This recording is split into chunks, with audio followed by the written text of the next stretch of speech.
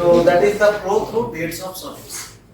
So when we are starting the topic here, that is we will start by the example taking by two examples we will take. One is by the what is called the filtration, another is of the packed house. So why especially this type of two example we are taking? Because in the filtration we know there is a filter medium is there, and mainly the objective was to separate the solid from the solid liquid mixture. And the packing material, the packed out, you know, there is a packing material generally in a column, what is called the packed column it is there. So packing material it is a solid medium, but having the pore space is there, and through which the what is the liquid we are passing from the top or maybe the vice versa case will also happen, that is the liquid can go from the bottom to upward direction. But both the cases, what is the thing is happening? Now here the flow is happening through the beds of solid, because either it is a filter medium or packed out, the bed is made up of solid. So that is why we are taking that example, because that specific cases. Here what actually we are going to do is we will derive some equations which are based on that phenomenon. And for doing that, we need the parameter what is called the sphericity. Sphericity here we know that is the sphericity phi s, and that what is the expression in terms of what is called Sp and dp. Sp is the that is the surface area of the particle, and the dp is the volume of the particle. So we know the expression, that is phi s equal to 6 by dp divided by Sp by dp, and from there we are calculating what is called Sp by dp equal to in terms of phi s and dp. Because this surface to volume ratio of the particle we need in the upcoming equation derivation. Now coming to the next one here, what we are taking is first, if I take the porosity what is called the epsilon. Epsilon means the what is the gap in the crack material. In that case, now what will be the 1 minus epsilon? Now obviously 1 minus epsilon is nothing but the what is called the volume fraction of the particle. So 1 minus epsilon, if I take the volume fraction of the particle, now two way we will balance the one way we can balance what is called, that is the part that is equivalent general part diameter. If I take DEQ, equivalent general diameter, and taking the length as L, now DEQ into L, and if I multiply by pi, so pi into DEQ is nothing but the surface area multiplied by the length will give you the volume. That is the volume multiplied by that is the area actually we get multiplied by that is the n number of channel if it is here. In that case, what we are getting is we can utilize this, that is the left hand part what is there, by the S0n into 1 minus epsilon into 6 by 5 s dp. How actually 6 by 5 s dp came? 6 by 5 s dp we got from the surface to volume ratio. So that's why I have written here surface to volume ratio times the particle volume. Particle volume will be how much? If the cross sectional area, if I take S0, so S0 into N into 1 minus epsilon multiplied by surface area to volume will give you the equal value, that is what is called N pi dq into N. So this is what actually we got is called the, that is the surface area of the parallel channels of length having the length A. Similar way we can do for the void volume in the length. Void volume we are talking means that how much gap is there. In that case, what to do is here. Now if the cross section is S0 multiplied by the N will give you the volume, multiplied by the epsilon will give you the total volume of the gap, and that should be equals to that equivalent diameter. If I take DEQ, so pi dq square by 4 will be the cross sectional area multiplied by your L is the volume multiplied by, if there are n number of channels, so that should be equal to S0 N into epsilon. Now what these two equations we got, if you take this portion here, S0 into N is there, here also S0 into N. Now what we'll do, that S0N I will replace by the terminology, the remaining terminology, that is 1 by 4 N by D N by, that is the epsilon. So if I replace that, what we will get? Now we will get the equation, that is D equivalent we will calculate from this. Then what we have done, what the two equations we got earlier, just combining these two equations we got the equivalent diameter of the particle. What is called DEQ. So what is the expression we got? The DEQ equal to 2 by 3 pi s dP into epsilon upon 1 minus epsilon. Okay, so we got the equivalent diameter expression in terms of epsilon. Now one thing is there, we know when there is a beds of solid is there, main problem is the what is the terminology or what is the pressure drop, del P.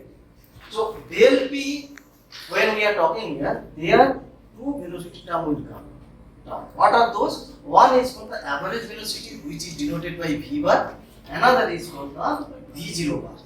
Average velocity, and apart from this V0 bar, specially we have taken what is called the empty tower velocity. Empty tower velocity we are taking as V0 bar.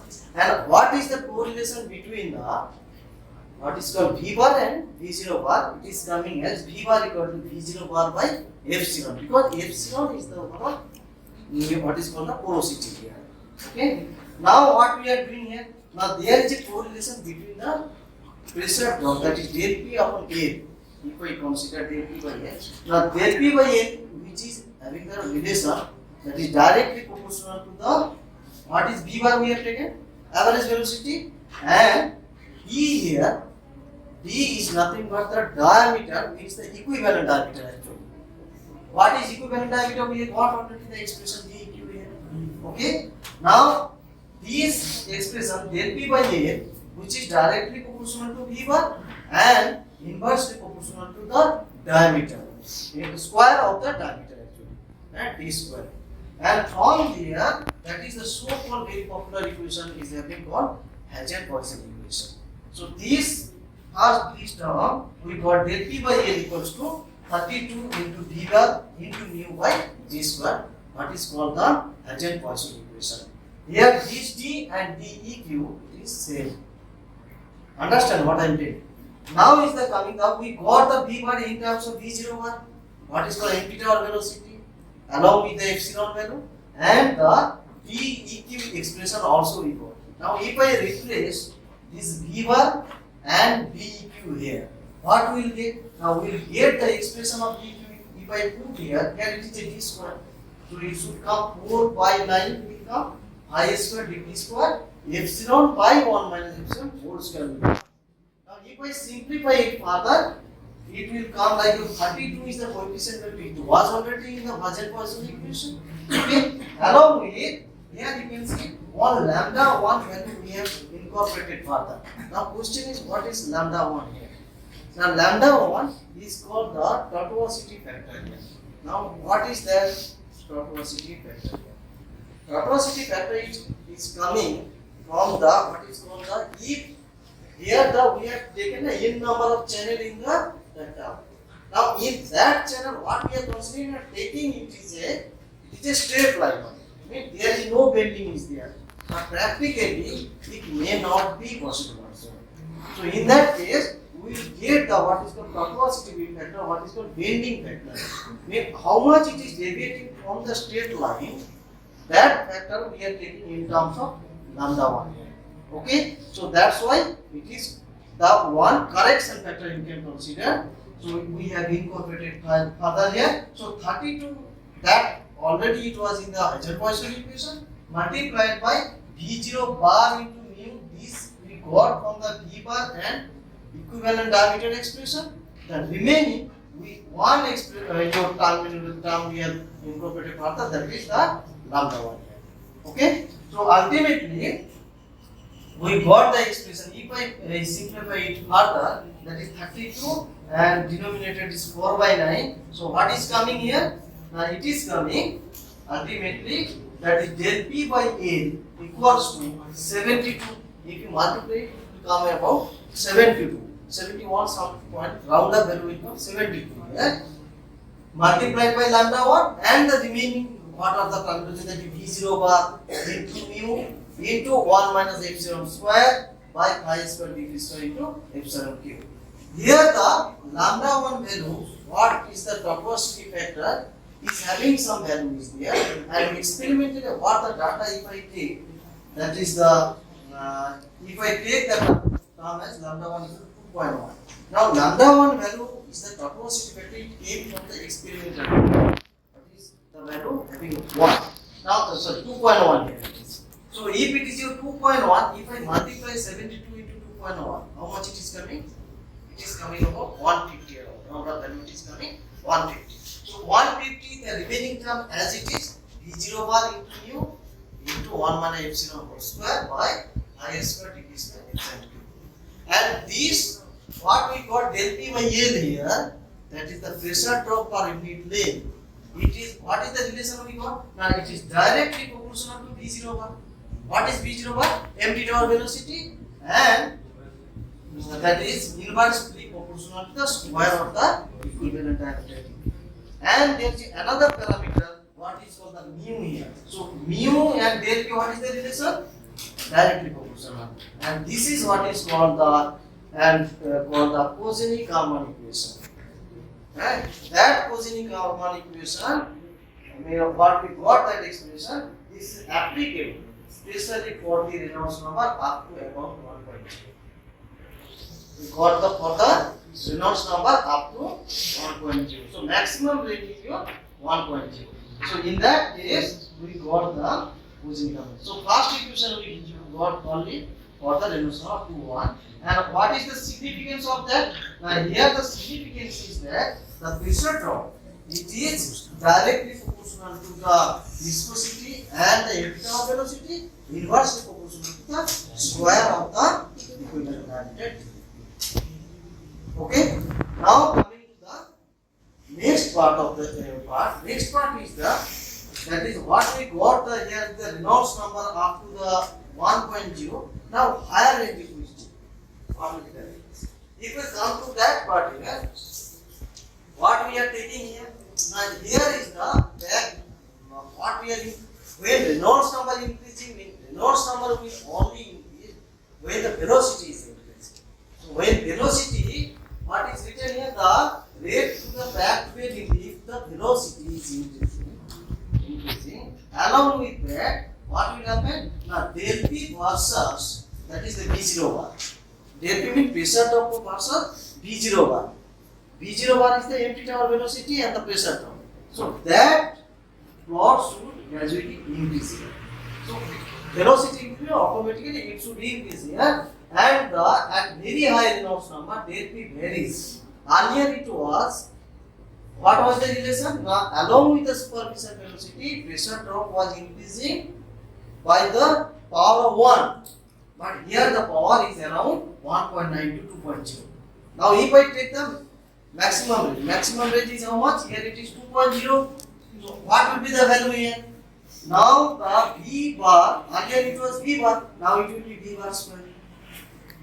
Now the pressure drop del P upon L, del P upon L will be the, what is the general equation along with the friction factor? What is F? Here it is a friction factor, F is there.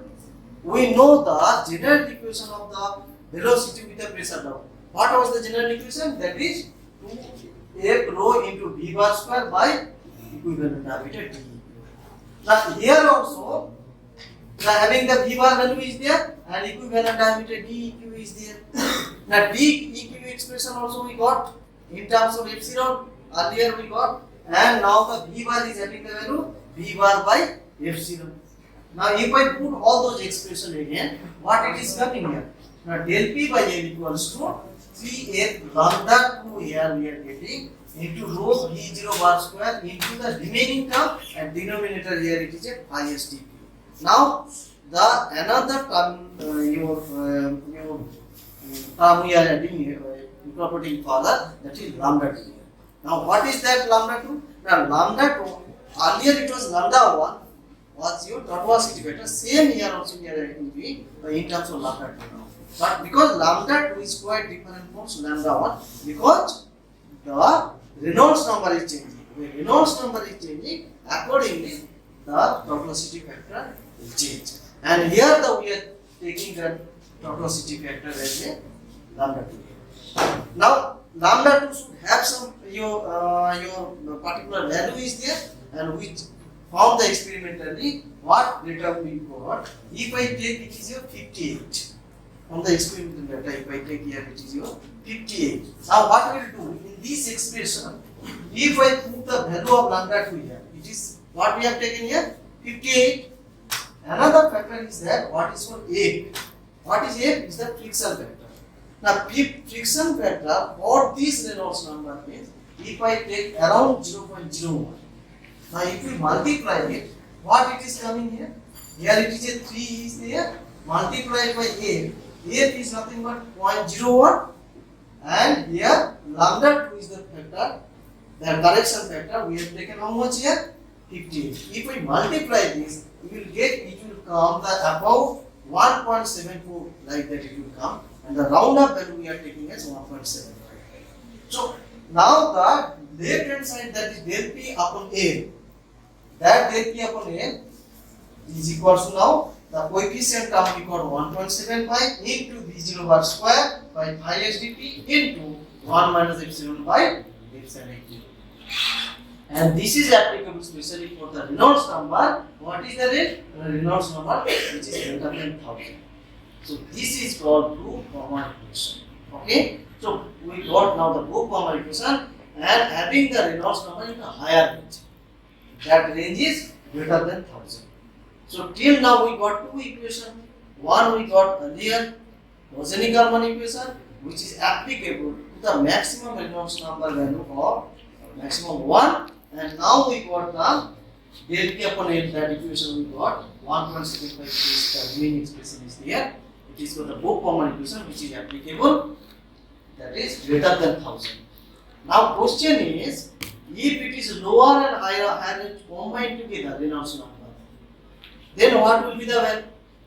Now what these two equations we got now, if I combine these two together, then that is overall Reynolds number it will actually combine together, and in that case we can sum of these two equations together, what is called the combining equation, and this equation is having the what is called the Argun equation we are getting.